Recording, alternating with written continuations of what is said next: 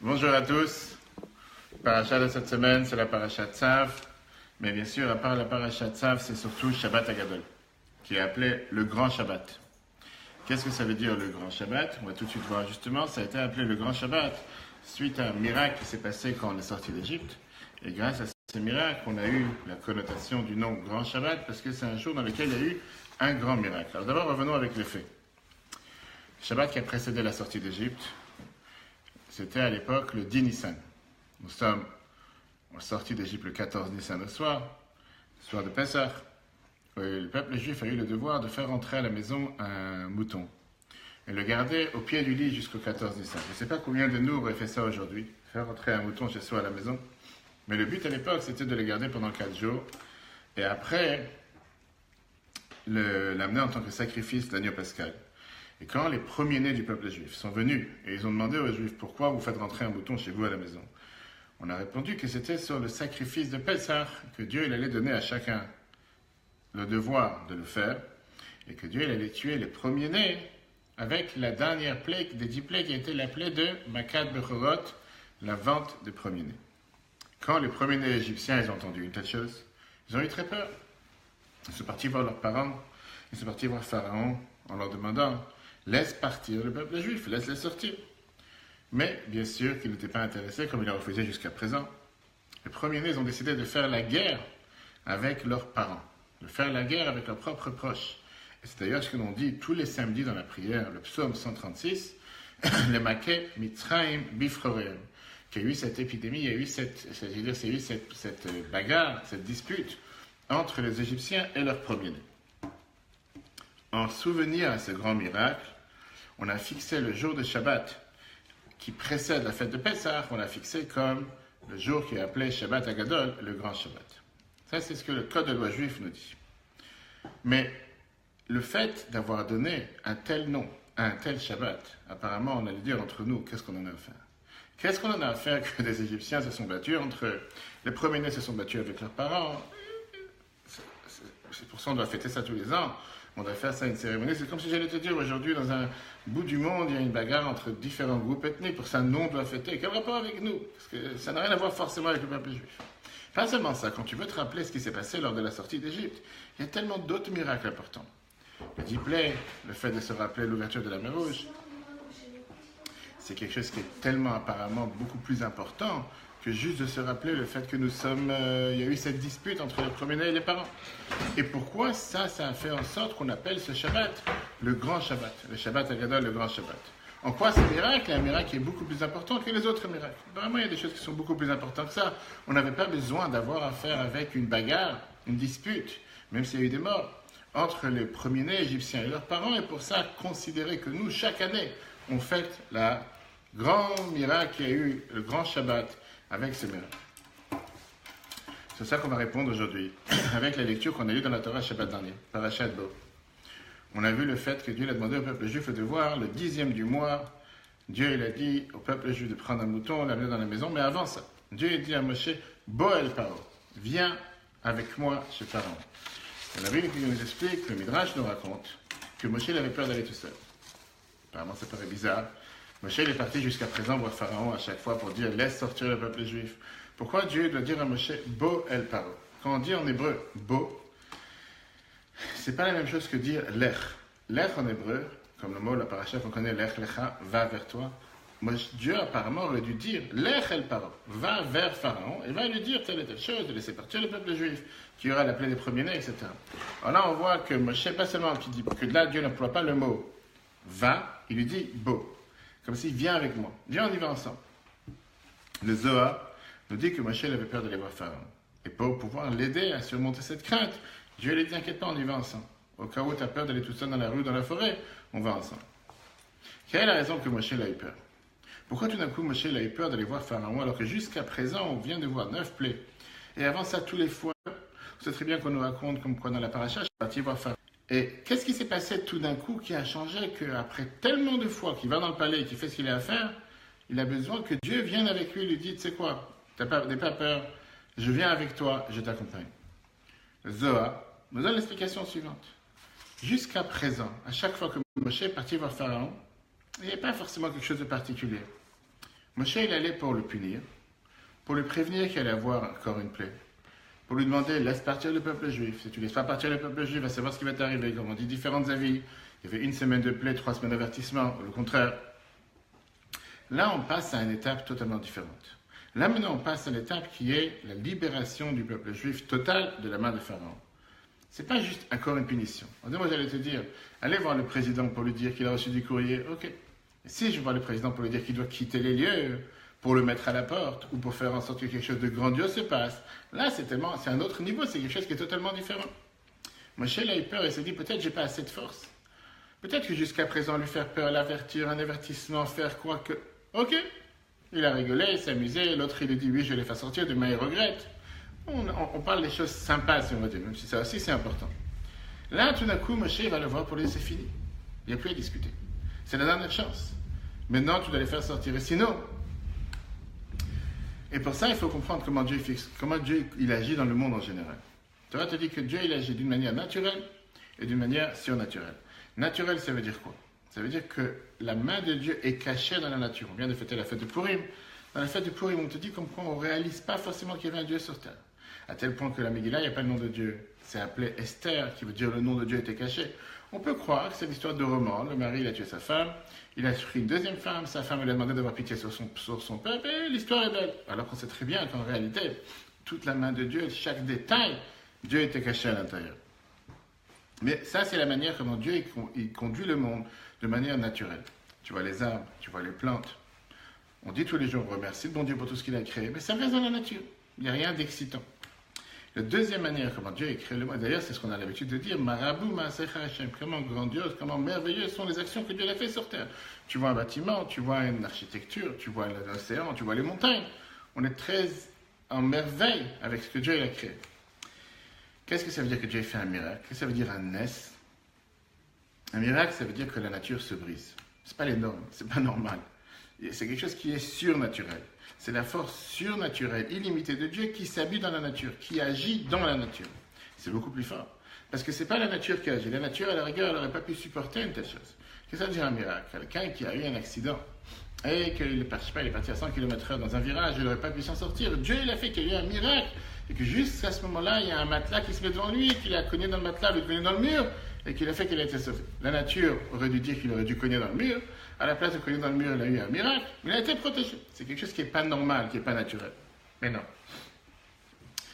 Basiquement parlant, quel est le mieux? Quel est le plus fort? Quel est l'endroit où on remarque beaucoup plus la force de Dieu? C'est sûr que tu vas dire que quand c'est la routine, je me suis levé ce matin, j'ai bougé les mains, j'ai bougé les pieds, je respire, je marche. Il n'y a rien d'anormal. Tout est normal. Alors que ce n'est pas vrai. C'est une des raisons qu'on est dans le cours précédent. Pourquoi dans la paracha de cette semaine, on n'arrête pas de parler sur le korban toda, le sacrifice de remerciement. Le fait de remercier Dieu pour les choses naturelles, les choses qui sont tout à fait banales, ça aussi, c'est des choses qui sont surnaturelles. Mais comme c'est habillé dans la nature, pas forcément qu'on reconnaît la force de Dieu dans ces détails-là. Quand tu parles d'une force surnaturelle, quand tu parles d'un miracle surnaturel, quand tu parles d'une protection surnaturelle, quand tu parles de quelque chose qui est hors norme, là tu vois que la force de Dieu elle est beaucoup plus forte. Elle est beaucoup plus, je veux dire, pas seulement qu'on la réalise, pas seulement qu'on la reconnaît, mais là tu te dis, waouh, c'est quelque chose que, à tel point que Pharaon lui-même s'est exprimé en disant, c'est la main de Dieu, c'est le doigt de Dieu. Je reconnais que Dieu a raison et que moi j'ai fauté. Parce que tu vois que c'est quelque chose qui se passe hors norme. Bien sûr que c'est hors norme, parce que quand c'est un magicien, ils ont refait les mêmes choses. Il s'est dit, ouais, vous êtes capable, moi aussi je suis capable. Quand ces magiciens ne sont pas capables de refaire, là il s'est dit, je suis bien obligé de reconnaître qu'il y a un Dieu sur terre. Même pour quelqu'un qui se dit non-croyant. Ok. Jusqu'à présent, la force de Pharaon et la force de Moshe. La force de Pharaon, ça représentait la force du monde. La nature. C'est un roi, il a une puissance, il a des magiciens, il lit la magie. Non. On peut dire que c'est la force cachée dans le monde de Dieu qui fait croire à certains qui osent dire, comme Pharaon l'a dit, qui est ce Dieu pour que je croie en lui? Moi je suis Dieu, tu parles de Dieu, c'est moi Dieu. La force de Moshe, c'était une force surnaturelle, c'était une force miraculeuse. Parce que ce qui s'est passé avec les 10 plaies, on ne peut pas dire que c'est quelque chose de naturel. Ce n'est pas tout d'un coup que tu as des troupeaux de lions, de panthères, de tigres et des éléphants qui arrivent dans la ville et qui commencent à tout dévorer, tout casser. Ce n'est pas tout d'un coup qu'on voit des boules de neige ou des boules qui sont de la valeur comme une balle de tennis, qui sont pleines avec du feu à l'intérieur, qui viennent tout détruire. C'est pas tout d'un coup que tu vas voir les bêtes sauvages qui sont en train de mourir. Bref, tout le monde a remarqué que c'était quelque chose qui était surnaturel, plus fort et plus haut que la nature. Quand Moshe est parti briser Pharaon, briser ce Pharaon qui voulait empêcher le peuple juif de partir, il n'avait pas peur, parce que Moshe savait très bien que toi, ta force, elle est dans la nature. Moi, ma force, elle est surnaturelle. Je viens ici avec une force miraculeuse. Là, on est passé à un autre jeu. Là, on n'est plus dans le même terrain de jeu, on n'est plus dans la même équipe. Là, on parle de quelque chose qui est totalement différent, à tel point que Dieu, il a besoin de dire à Moshe, ne va pas tout seul. Moi, je viens avec toi. Pourquoi? Parce que Moshe savait que là, la victoire que j'ai besoin n'est pas une victoire naturelle, surtout pas une victoire surnaturelle, j'ai besoin d'une victoire surdimensionnelle. Quelque chose qui n'a rien à voir avec ce que j'ai eu jusqu'à présent. Comme on l'a dit tout à l'heure, jusqu'à présent, c'était un simple avertissement, une simple punition. On peut dire qu'on a joué le jeu. C'est comme le jeu des chats et la souris. Ah, il a frappé, là, tu le reprends, là, tu l'as frappé, et ça continuait. Même si c'était pendant 11 mois, mais c'est devenu presque une habitude. Là, c'est fini. Là, on parle de la dernière chance. La dernière chance dans laquelle je te dis de laisser sortir le peuple juif, qu'on doit partir, de laisser partir. Il y a de non-retour. On n'est pas en train de s'amuser ici. Je ne suis pas en train de te dire, fais attention, tu vas recevoir. Il n'y a pas de deuxième chance, il n'y a pas d'autre chance. Si on réalise, qu'est-ce qui s'est passé avant? Le peuple juif en Égypte, ce n'est pas quelque chose de normal. On n'avait rien à faire là-bas. Le peuple juif qui représente la force de Dieu sur terre, qui représente le fait qu'on est illimité dans la nature, le peuple juif qui est surnaturel par définition, puisqu'on n'est pas limité sous les lois de la nature, à tel point que la Torah nous dit Ein Mazal Israël, on est beaucoup plus haut que le Mazal, on est beaucoup plus haut que la chance. Les Égyptiens et les nations du monde représentaient à l'époque la force de Dieu cachée dans la nature. Comment est-ce possible qu'eux peuvent avoir un pouvoir sur le peuple juif qui est surnaturel? Comment est-ce possible qu'eux ont pu laisser le peuple juif tellement en esclavage, avec les souffrances qu'on a connues, 210 ans d'esclavage, 86 ans de travaux forcés? Il y a quelque chose qui n'est pas normal ici. Si on est vraiment surnaturel et si on est plus haut que la nature, on n'aurait pas pu être gouverné par ceux qui sont gouvernés par la nature. Et la Torah te dit que ça s'est passé seulement parce que c'est ce que Dieu a voulu. C'est Dieu qui a dit à Abraham que ton peuple sera étranger dans un peuple, qui sera des étrangers dans une terre étrangère, et qu'après un certain temps, je vais les faire sortir de là-bas avec une grande richesse. Dieu il a voulu que le peuple juif passe par l'Égypte, avec ce qui s'est passé en Égypte pour un certain temps, comme on l'a expliqué dans les cours précédents, pour pouvoir après sortir avec une grande richesse, pour pouvoir raffiner tous les étincelles divines qui se trouvaient en Égypte, que sans ça on n'aurait pas pu le faire, et qu'une fois que le temps s'est terminé, on doit pouvoir sortir. Maintenant, Dieu l'envoie Moshe, il dit c'est arrivé ce moment. Jusqu'à présent, ils avaient une mission à faire là-bas. Maintenant, cette mission, elle est partie. Je te demande de venir et de faire sortir le peuple juif d'Égypte. Moshe, il comprend que c'est quelque chose qui n'est pas dans sa possibilité. Jusqu'à présent, ils avaient encore leur mission à faire. Moshe s'est dit, bon, je vais remplir mon devoir, tout en sachant qu'eux, ils ont leur devoir. Pharaon a son devoir, même si c'est un devoir du mal, mais il a son devoir. Et le jeu, il est plus ou moins joué. On sait l'avance par rapport au jeu, qui va gagner et qui va perdre. Mais là, Dieu lui demande de faire quelque chose qui est hors norme. Pourquoi? Parce que Dieu, il avait décidé d'un côté que Pharaon allait être très fort, le peuple juif allait être esclave. Et là, il faut sortir le peuple juif avant la fin du temps qu'on aurait dû sortir. Il fallait agir maintenant avec un niveau comme c'est pas juste envoyer une simple bombe. Envoyer une bombe qui pèse tellement lourd, qui va faire un dégât tellement important que tu vas plus recevoir quelque chose en contrepartie. Et ça, apparemment, c'était quelque chose qui n'était pas prévu. De l'autre côté, Dieu, il a dit à Moshe, va avoir Pharaon, alors que Pharaon était avec toute sa force. Si Dieu il aurait voulu que le peuple juif parte d'Égypte, il aurait pu faire en sorte que Pharaon dise jusqu'à là, maintenant je baisse les bras, vous avez raison, j'ai perdu, je vous ouvre les portes et sortez.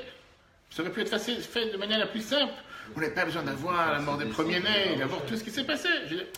Si vraiment les choses fonctionnent comme le plan prévu, agis de manière naturelle. Pharaon s'est dit, bon ça y est, j'ai joué le jeu jusqu'à maintenant, je vois que j'ai perdu, je baisse les bras.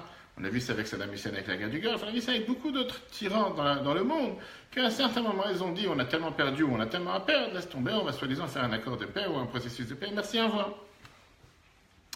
Là, Moshe s'est dit, je ne peux pas venir voir Pharaon avec une force tout court, je ne peux pas venir voir avec une force naturelle, je suis obligé d'aller avec une force surnaturelle. Parce que si je vais avec un miracle naturel pour aller briser Pharaon, c'est juste la dimension qui est sur la nature, qui va essayer de casser la nature. Mais ça s'arrête là.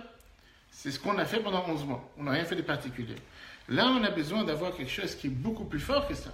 Que ce peuple juif qui est amené, qui est censé rester pour l'instant en Égypte. Parce qu'il n'a pas encore fini sa mission. Dieu vient et le fait sortir en dehors de l'Égypte. Qu'il puisse devenir plus haut que la nature, plus haut que les lois de Pharaon, plus haut que sa propre force. Et qui pour ça, il a besoin d'avoir une force externe.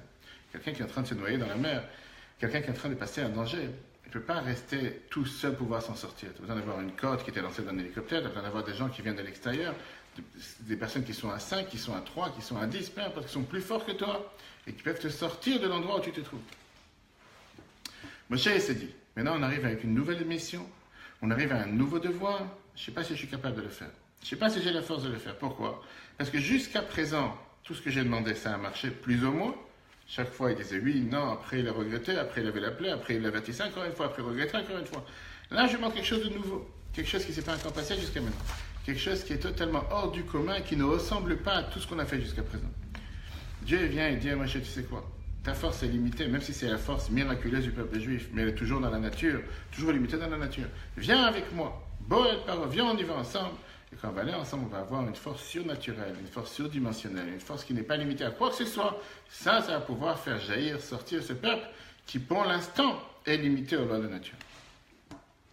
Quand est-ce que ça s'est passé, ce miracle? Shabbat Agadol. Comment on voit que ce miracle s'est passé là? On l'a dit tout à l'heure. Le fait que la Torah te dit les Maké Mitzrayim Bifrorem, que les Égyptiens eux-mêmes se sont battus avec leur premier-né. C'est un miracle qui est beaucoup plus grand que Moshe aille voir Pharaon ou lui demander de faire sortir les peuples juifs. Pourquoi? On ne parle pas ici d'un miracle que la divinité, que la force de Dieu se renforce sur Pharaon et écrase Pharaon. On ne parle pas non plus du fait qu'il y a eu un miracle surdimensionnel, qu'il y a eu une émanation du nom de Dieu tellement forte que Pharaon n'avait pas le choix de dire « Ah, Dieu, il est tellement fort, je suis obligé de vous laisser partir. » Là, on parle que la force négative elle-même, le mal en soi, ses propres Égyptiens, qui eux-mêmes ont anéanti, ont essayé d'exterminer, ont détruit le peuple juif jusqu'à présent, eux, ils font la guerre dans Pharaon et dans leurs parents. Pour qui? Pour laisser partir le peuple juif. C'est ce même peuple que jusqu'à présent tu as asservi, tu as fait souffrir, tu leur as fait tellement de mal. Ces Égyptiens eux-mêmes sont capables de changer à un niveau sans précédent, à tel point que eux qui représentent la force du mal jusqu'ailleurs, ils sont en train là. C'est vrai qu'il n'y a pas eu des souffrances pendant qu'il y a eu la période des plaies, mais il y a eu 86 ans de souffrance. Tu viens et eux ils viennent. Pourquoi tu fais la guerre aujourd'hui? C'est pas qu'ils sont en train de se battre avec Pharaon ou avec leur père, parce qu'ils ont besoin d'avoir un salaire en plus, ils ont besoin d'avoir... Ils sont en train de se battre pourquoi? Pour laisser sortir le peuple juif. Bonjour. Ils sont en train de se battre pourquoi? Pour que le peuple juif puisse sortir. Tes pires ennemis puissent sortir et avoir la liberté. Chaque heure, c'est l'heure. Comment est-ce que... Et ça, c'est ce qui a brisé ces lois de la nature. Ça, c'est ce qui a brisé la norme. Ça, c'est quelque chose qui ne dépendait plus de la nature, qui ne dépendait pas des miracles surnaturels. C'est que la nature en soi, qui représente le mal, s'est totalement transformé en positif. C'est quelque chose qui ne ressemble plus, on n'a jamais vu quelque chose pareil jusqu'à présent. On n'a jamais vu que les forces du mal en eux-mêmes se battent entre eux pour le bien de leurs pires ennemis. Ça, c'est ce qui s'était passé grâce à la force que Dieu est venu ensemble avec Moshe en disant t'inquiète pas, viens on y va ensemble. Et quand on va aller ensemble, ce n'est pas juste un miracle qui va se passer surnaturel. C'est une force surdimensionnelle qui ne s'est jamais passée, qui va faire en sorte que tout va se passer comme il faut. Et la preuve, c'est que ce même Pharaon qui est venu dire à Moshe il y a quelque temps, je ne veux plus te revoir. C'est la dernière fois que tu viens me voir. Qu'est-ce qu'il a dit? Moshe, tu as raison. Moi, je ne veux plus te revoir. C'est Pharaon qui a dû venir le voir au milieu de la nuit comme un voleur. Alors, je t'en supplie, fais sortir ce peuple. Qu'est-ce qu'il s'est dit? Il a eu peur qu'il allait mourir. Il n'allait pas mourir. C'était un premier-né, il n'est pas mort. Quel enseignement pour nous? Rabbi te dit comme ça. On a la possibilité d'affronter le monde qui est en face de nous de deux grandes manières. On peut affronter le monde d'une manière de se dire que puisque le monde est mal, mauvais, ne pas avoir affaire avec le monde, se détacher du monde, se séparer du monde, et de totalement se déconnecter, à l'image de ce qui se passe avec Pessah, de brûler le Chametz. C'est brûler le Chametz. C'est quelque chose qui est totalement mal, c'est quelque chose qu'il faut l'écarter, l'exterminer. Je n'ai pas envie d'avoir affaire, il n'y a rien à élever, il n'y a rien à changer, ça ne pourra pas changer. C'est du mal, il faut l'exterminer. Ça, c'est une vision des choses. Ça, c'est la conduite de miracle qui se renforce sur la nature. La nature ne peut pas agir comme Dieu veut. Dieu envoie un miracle. Qu'est-ce que ça veut dire le miracle? On a dit tout à l'heure, détruire la nature. La nature comme elle est, elle aurait dû agir d'une manière. J'ai envoyé un miracle qui détruit la nature, qui fait que la nature ne prendra pas place. J'évacue la nature, je détruis la nature. En termes de ce qui se passe dans la vie de tous les jours, je préfère me renfermer, je préfère faire abstraction, je préfère me déconnecter, je préfère me mettre en dehors de ce monde, puisque le monde est mal, je ne peux pas le changer. Le Rabbi et la Chassidoute nous montrent, comme quoi il y a une deuxième manière. Le Rabbi rappelait ça à chaque fois à l'époque de Yudjvat, comme quoi le monde, on doit le regarder comme le jardin de Dieu. Ceux qui disent que le monde c'est une jungle, ceux qui disent que le monde c'est un monde qui a que du mal, on a un devoir de ne pas oublier que le monde c'est Dieu qui l'a créé. Et si c'est Dieu qui l'a créé, c'est forcément quelque chose de positif. Oui, bien sûr, dans chaque chose, il y a du mal. Dans un fruit, il y a des pépins, il y a une peau qu'il ne faut pas manger. Mais est-ce que ça veut dire que pour ça, il faut jeter le fruit? Le fruit, il est bon par excellence. Tu enlèves ce qu'il ne faut pas et le reste, c'est bon. Ça, c'est la deuxième approche. L'approche est d'utiliser le monde pour le service de Dieu, transformer la nature et utiliser cette nature pour les choses de Kedusha. D'où on a vu ça. Les Égyptiens en eux-mêmes sont venus se battre avec leurs aînés pour la libération du peuple juif. C'est prendre cette nature qui te paraît comme quelque chose qui est opposé au bien, qui te paraît comme un monde qui est obscur, qui te paraît comme un monde qui est noir, qui te paraît comme quelque chose qu'on ne pourra pas s'en sortir. Et tu as des gens qui ont des visions pessimistes des choses, à savoir, tu vas te dire, c'est Dieu qui t'a placé dans ce monde à cet instant, à ce moment précis. On a une mission de transformer ce monde en un monde meilleur, de faire en sorte que ce monde soit un monde qui reconnaisse qu'il y a un Dieu sur terre, qui voit la divinité sur terre, qui voit le bien sur terre. Ça, c'est le grand miracle qui s'est passé ce Shabbat. Pourquoi on considère ce Shabbat un Shabbat tellement grand? Pas parce qu'il y a eu un corps, un miracle. Pas parce qu'il y a eu un corps, une plaie. Pas parce que Pharaon finalement a accepté de se sortir le peuple juif. Parce que c'est la première fois dans l'histoire que tu as deux forces de mal, qui étaient à l'époque les premiers Égyptiens et leurs parents, qui se battent entre eux pour que le peuple juif puisse sortir. Ça veut dire quoi? Ça veut dire que l'obscurité en elle-même, pas elle a été brisée par un miracle, pas elle a été détruite, l'obscurité est devenue lumière. Quand tu as ici une force du mal qui se transforme elle-même en bien, pas que grâce à cette force du bien est venue. Cette force en soi, qui était l'ennemi pire du peuple juif, est venue pour se battre pour la sortie du peuple juif. Première approche, c'était une approche qu'on pouvait avoir pour la sortie d'Égypte. Aujourd'hui, ce qu'on a besoin de chacun d'entre nous, c'est la deuxième approche. Se battre avec les forces du mal, pas forcément que tu vas gagner du risque de perdre ton temps. Se soumettre aux forces du mal, c'est la plus pire des choses à faire. Se dire que puisque le monde est tellement mal, vaut mieux que je disparaisse du monde, c'est encore pire. Dire que puisque Dieu m'a placé dans ce monde, Dieu m'a donné une mission sur terre, j'ai un devoir de tout faire pour faire de ma mission la meilleure mission, en transformant le mal en bien, en ne regardant pas les choses comme un mal, en regardant les choses comme du bien, automatiquement tu es que dans le bien, tu es que dans l'action, et tu finis par voir que des choses positives. Je me rappelle, j'ai une histoire, j'ai quelqu'un qui m'a appelé, un juif, un ami. Il me dit aussi, j'ai que des problèmes. J'ai que des problèmes récemment, j'ai tel ennui. Je dis, pourquoi tu as quel problème? En fait, telle personne dans la famille est décédée, telle personne a fait une fausse couche, telle personne a eu un cambriolage, telle personne a eu telle chose. Il me dit, je suis entouré de problèmes. Je vois tout noir. Tiens, un cache noir. La seule réponse qu'on peut dire à quelqu'un pareil, enlève le cache noir que tu as mis sur les yeux quand tu dors dans l'avion ou quoi que ce soit, et tu verras quelle est la lumière. Si tu considères chacune de ces choses comme un problème, effectivement, tu n'as que des problèmes. Personne n'est en train de minimiser les problèmes et les soucis que chacun a. Tu peux avoir un problème. Mais pourquoi tu considères ça un problème? Peut-être que ça, c'est un bonheur. Peut-être que Dieu a voulu t'épargner de grands soucis, de grands problèmes pour ça. On ne connaît pas les chemins de Dieu sur terre. Mais pourquoi tu prends les choses comme un problème? Prends les choses comme certainement quelque chose de bien que Dieu a voulu faire. Je ne comprends pas forcément tout. Et je n'ai pas le devoir de tout comprendre. Mais je dois être rassuré que si Dieu nous a placés sur cette planète, à ce moment, à cet instant, certainement qu'il attend de moi de faire pas seulement la même chose qu'avant, de faire en sorte de changer ce monde en un monde meilleur, positif, en diffusant le positif. Ça revient au cours qu'on a dit tout à l'heure, le cours de 13 heures, sur l'importance du remerciement, l'importance de savoir dire merci. La paracha de cette semaine, c'est la paracha dans laquelle on parle du sacrifice, le Korban Toda, qui était un sacrifice qui venait partie du clan, du groupe des sacrifices de Shlamim, qui n'était pas dû parce que j'avais un devoir à amener quoi que ce soit, c'était juste parce qu'une personne avait décidé de vouloir venir et dire merci. On a expliqué tout à l'heure, comme quoi on est tellement schizophrène du merci. On se lève le matin, on dit merci. Première phrase de la prière, merci. On va dormir le soir, merci. Chaque jour, merci. Pourquoi tellement merci? Parce que la Torah, elle te dit que le fait que tu sais remercier, le fait que tu es reconnaissant, d'abord, ça te donne une meilleure perspective dans la vie, de pouvoir pas seulement à confronter n'importe quelle situation, ça t'amène une joie de vivre, ça t'amène une reconnaissance envers Dieu, mais pas seulement envers Dieu comme on a vu, envers le matériel, envers le minéral, envers le végétal, envers les animaux, envers n'importe quelle chose, n'importe quel bonheur que Dieu il a fait envers une personne. Et au final, ça t'apprend à regarder le bien qui se passe autour de toi. Quelqu'un qui a du mal à dire merci, quelqu'un qui n'est pas reconnaissant, toujours en train de se plaindre, il voit tout noir, pourquoi tu veux qu'il dise merci? Tout est mauvais, il neige, on est en plein mars, mais juste avant Pessah, il neige, tout est bon pour se plaindre. Viens la Torah, elle te dit, apprends à dire merci. Combien de gens ont la chance de pouvoir, comme j'ai dit tout à l'heure, chez les aumôniers des prisons et des hôpitaux, combien de fois tu vas dans les hôpitaux et tu vois que des gens, ils ont une sonde pour extraire, ils ont une sonde pour boire, ils ont une sonde pour signer. Tu dis, mais Bono Shalala, maître du monde, 248 membres, 365 vaisseaux, soit cette machine que Dieu a créée comme corps. Une telle machine dans laquelle tout est parfait, tout fonctionne de manière normale. Le jour où il y a quelque chose qui ne va pas, on en fait un monde. Alors que tout le temps que tout fonctionnait, tu as oublié qu'il fallait dire merci. Alors oui, on dit merci, mais tu dis que je dis merci tous les jours. Ça, j'ai dit merci au début de l'année, j'ai dit merci, ça suffit. Viens la Torah, tu dis merci tous les jours. C'est pas quelque chose de normal, c'est pas quelque chose qui est dû, c'est quelque chose qui est hors norme. Pourquoi? Parce qu'il y a beaucoup de gens qui auraient voulu pouvoir le faire. Je parle toujours avec mes enfants, je leur raconte que des fois, dans les hôpitaux, on va voir des gens qui ne peuvent pas boire du liquide. Et ils ont comme des yaourts gélifiés, de l'eau gélifiée qu'il faut boire à la cuillère. Et ça, c'est l'eau là qu'elle est. Une fois, j'ai parlé avec mes enfants, j'aurais montré ces yaourts. Ils sont partis voir les enfants malades.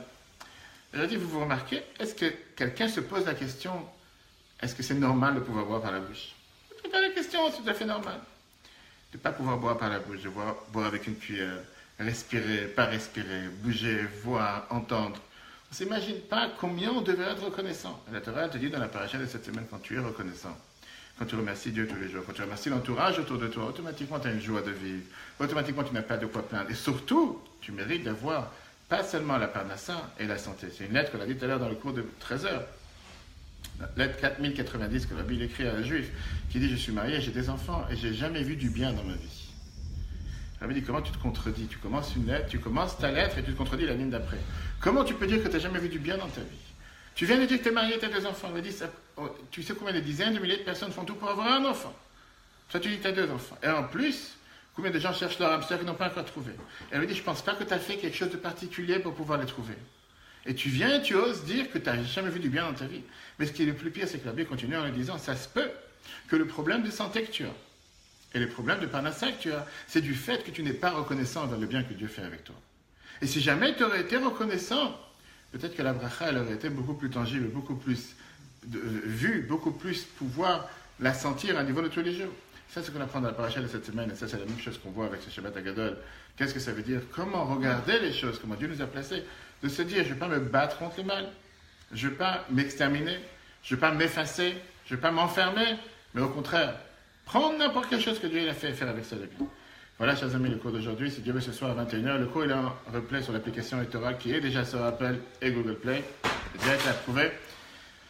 Ce soir à 21h, on verra justement la force de la tchouva. Le lien avec Myriam. Myriam est décédée le 10 Nissan. C'était le Shabbat Hagadol. Quel rapport avec Myriam? Quelle est la force de la tchouva? Quelle est cette force de transformation? Pourquoi on en fait un monde, comme on vient de voir, mais beaucoup plus large, avec ces Égyptiens qui sont venus, qui se sont battus, et comme ça, c'est un miracle pour le peuple juif. Ne pas oublier, si Dieu la semaine prochaine, ce sera la veille du 11 Nissan, le jour de la naissance du Rabbi. On va faire tout de suite la vente du Chametz, comme le Rabbi disait chaque année. Rappelez le devoir de vendre le Chametz, c'est pas forcément qu'il faut déjà tout ranger. Le faire pour les proches, les amis, et même quelqu'un qu'on pense qu'il ne va pas forcément faire Pessah. Chaque instant que son Chametz a été vendu, il est épargné de transgresser plusieurs interdictions d'avoir du Chametz en sa possession, et c'est important de le faire pour tous ses proches. Et au contraire, le Shulchan Aruch, le code de loi juif, nous dit que c'est une des mitzvot dans lesquelles on peut faire un mérite pour une personne, pas devant lui. En lui faisant savoir qu'on a rendu sur Chametz. Mais grâce à ça, on fait en sorte que chaque instant, pendant 8 jours de Pessah, qui est énorme, une personne ne transgresse pas sur toutes ces interdictions qui sont Pessah avec le Chametz. Que Dieu fasse qu'avant Pessah, on mérite la délivrance, qu'on se voit avec Mashiach à Jérusalem. Qu'on entende des bonnes nouvelles de tous nos frères et sœurs partout, surtout en Israël, et tout ce qui se passe ces derniers jours. Que des bonnes nouvelles pour tous les peuples juifs. Et que ce Pessah, on soit tous réunis à Jérusalem. À ce moment-là, il n'y aura pas les grillades que pour les Tunisiens la veille. On aura les Korban Pessah.